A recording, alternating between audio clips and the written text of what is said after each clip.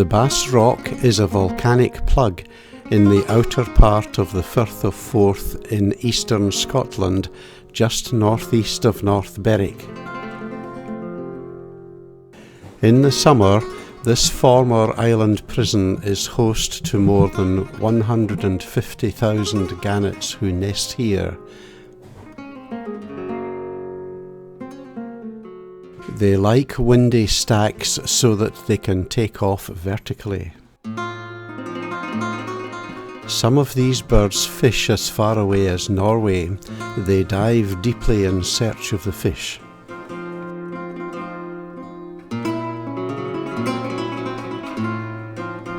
Bempton Cliffs on the Yorkshire coast is an RSPB reserve with easy and brilliant access to the colonies of around 500,000 seabirds who breed on the chalk cliffs between March and October.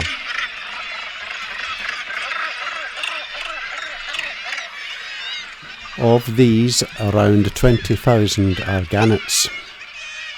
The chicks will return to the same nest site, but only after 3 or 4 years of survival at sea.